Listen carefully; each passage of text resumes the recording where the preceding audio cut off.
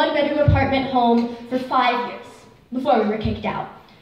How do you explain to a 5-year-old why she has to call a new place home? My parents' voices echoed around the room as words like Ellis Act and lease and rent control spilled from their lips and stained my memories of a once happy home. By the second move, the feeling of packing up boxes was all too familiar.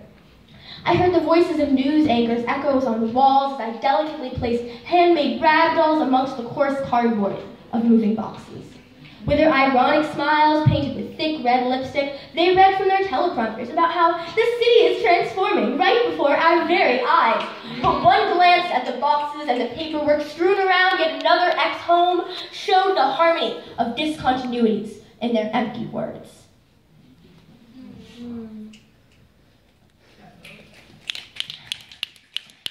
Little by little, the bundles, the cigarette stench, mural, alleyways, woman and woman holding hands in coffee shop city, my city, was fading more each day.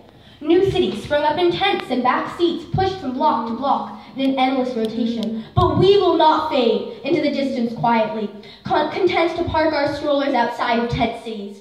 Crisp cream paper notices evacuation may try to prepare the corpses of my city for cremation, ignoring starvation, but on Market Street, protesters march in unison to the beat of democracy, backlit by the pink glow of City Hall like a never-ending sunset.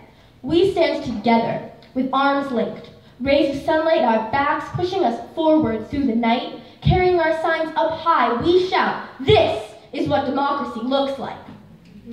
We stand strong with our arm-linked chains and the sun behind our backs, fighting up against concrete towers piling up over once empty lots. If we drop our hands, they'll push out the holders of handmade democracy faster than the time it takes to make a $12 cup of artisan coffee.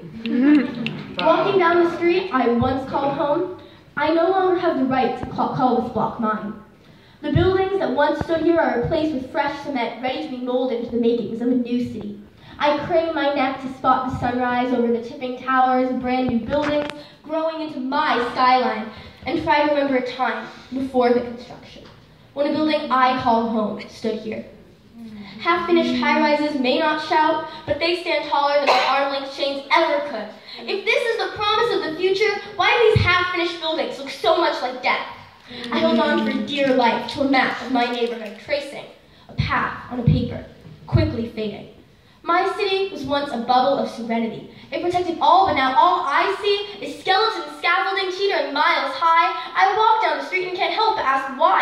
There's children walking to school, forced to fear, walk by a pissy field, and you can't help but hear the shouts and screams of oppressors masked as representatives of liberty.